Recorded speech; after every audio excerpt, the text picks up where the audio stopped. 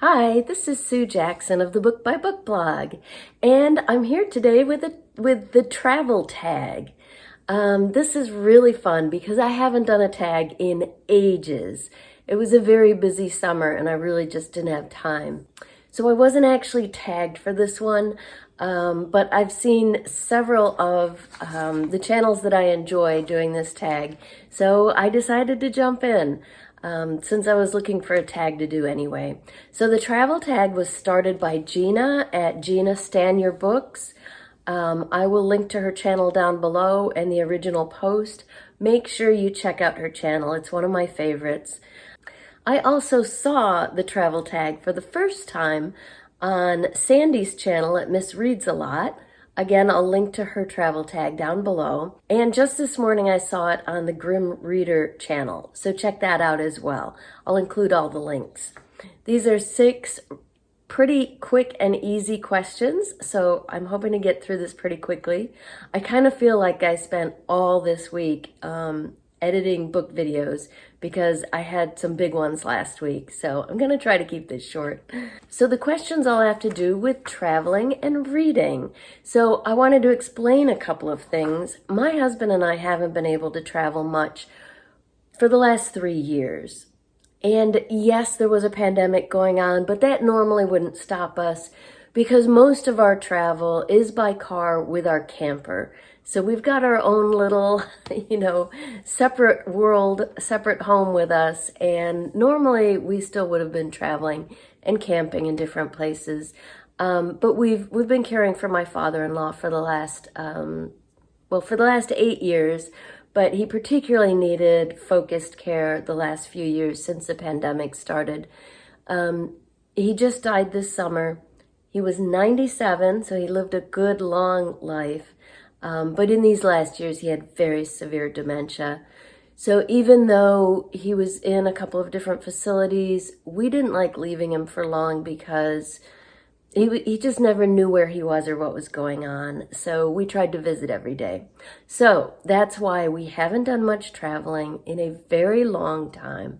As I said, he passed away at the end of June. We've been dealing with all the estate stuff, so we still haven't gone anywhere other than a couple of family visits, which was nice.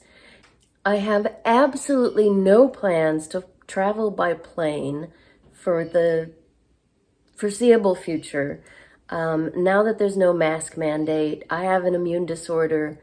I do not want to get COVID again because it lasted 6 months the last time.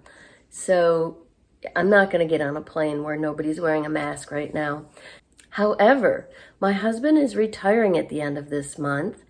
And so we are hoping to get back to being able to do some travel with our camper, road trips, which we both love. So with that background, let me jump into the questions on the travel tag. Number 1, do you read when you travel? Well, of course. I read all the time. And for the most part, I keep up my normal reading routine when I'm traveling, which for me means reading before bed every night and before my nap. Because of my chronic illness, I do need a nap every day, but I take that opportunity to read a little bit, helps settle me down before I try to sleep.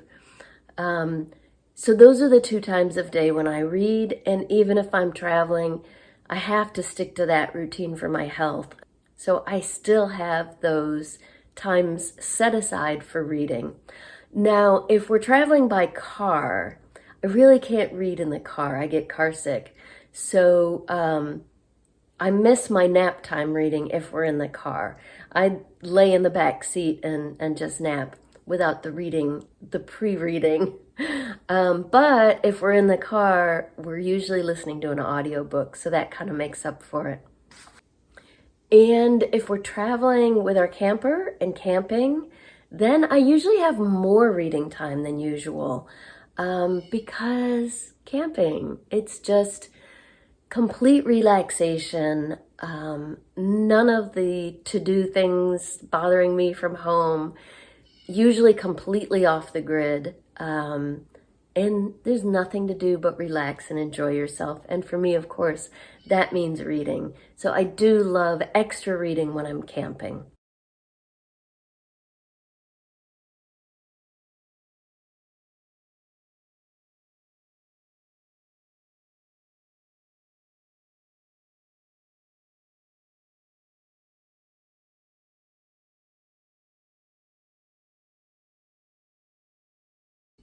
Question 2, do you travel with paper books? Yes, absolutely. I bring along whatever book I happen to be reading at the time, and usually whatever book I am planning to read next.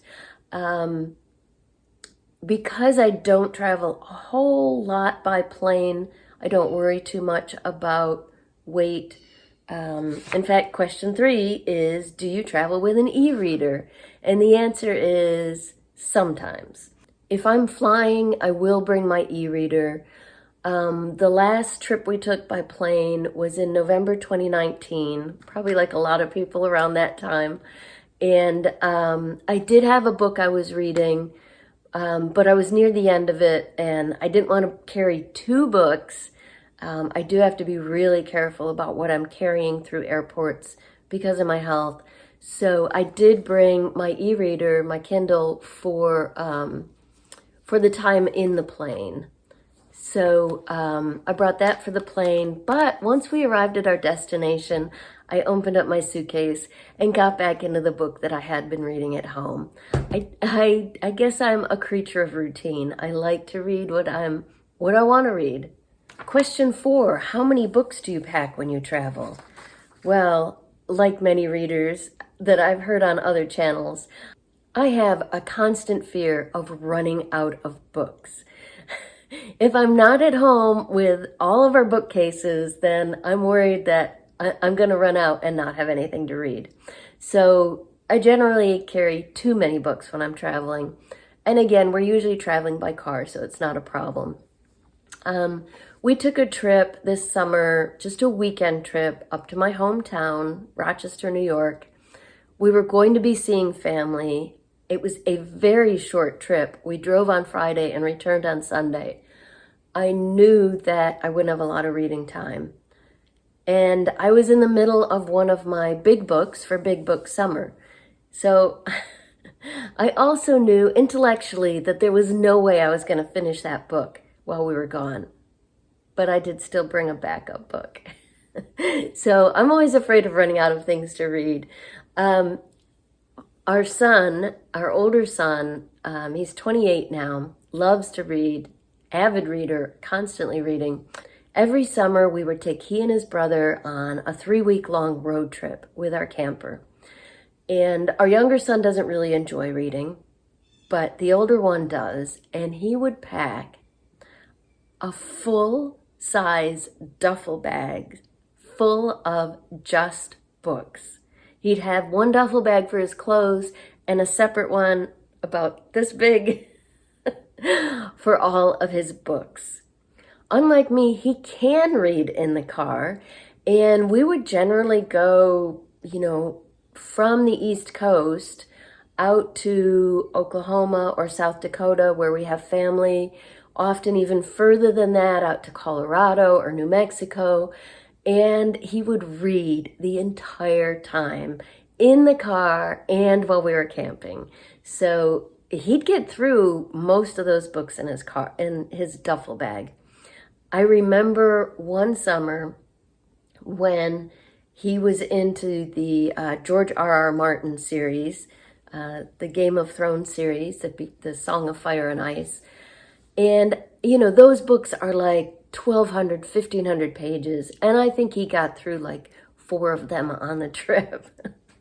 So he is always certain he will never run out of books because he brings a lot with him. Question 5, does where you go or how long you are traveling impact the amount or type of books that you carry? Yes, to some degree. Like I explained, I very rarely read ebooks, but I will bring my Kindle if I'm flying. Sometimes I like to read books that fit with the destination I'm going to. That's always fun.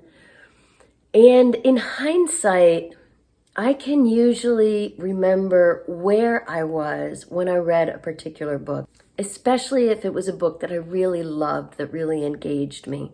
So for instance, all the way back in August 2016, on a trip to South Dakota, like I said, we have family out there. So it's one of our favorite places to visit. The Black Hills region in western South Dakota is beautiful.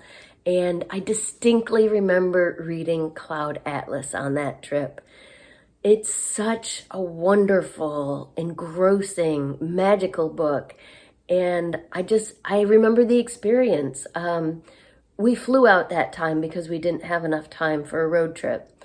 And so we didn't have our camper, but we were staying in this cabin in Custer State Park.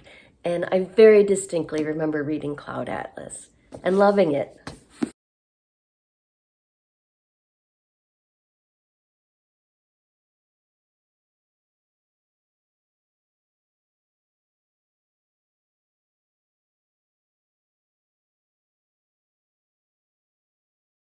Similarly, our last big trip before the pandemic, in November 2019, it was our 30th anniversary year. And so we took a trip with our two grown sons to the island of St. John in the U.S. Virgin Islands. Now, most of the island is a national park. It is a beautiful place. And we were snorkeling every day, but you can snorkel right off the beach. So we'd go to a different spot every day and snorkel. We went on a kayak trip, kayaking and snorkeling.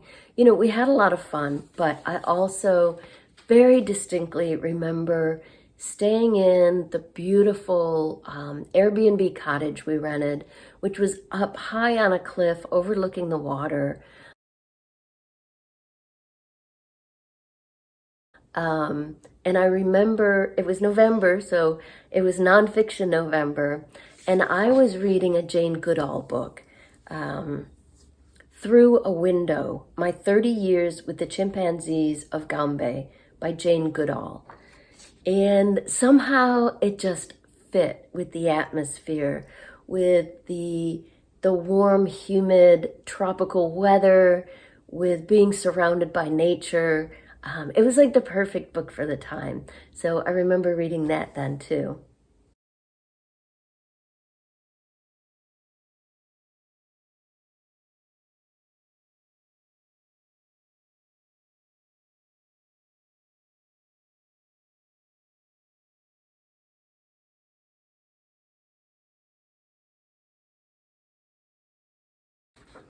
Okay, question 6. Do you buy books when traveling or visit bookshops and libraries? Yes, absolutely. We always look for indie bookstores when we're traveling. And normally, I don't actually buy books for myself. I know that's like sacrilege to say in front of a bunch of book lovers. Um, I started that habit years ago when a lot of our money goes to medical expenses. We just didn't have the extra cash. But honestly, I have a bookshelf filled with books waiting to be read. There are now double rows on two of the shelves. So I'm not hurting for books. My husband and I, and other members of our family, always give books for holidays. So I always have new gift books. If I'm reading something for my book group, for one of my book groups, I usually get it out of the library. So I do fine. I've got plenty of books. And as I said, a bookcase overflowing with TBR books. But if we visit an indie bookstore, we do try to purchase at least one book, usually one each, to help support the store. So I'll show you some of the wonderful bookshops we've visited in different towns.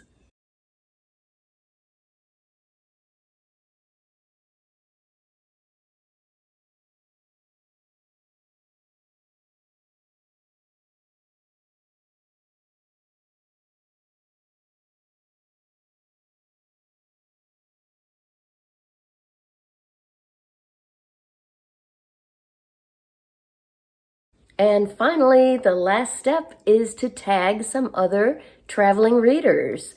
So I'm tagging 3 channels that I very much enjoy that are a little bit newer to Booktube and that I think could use some visits and some comment love.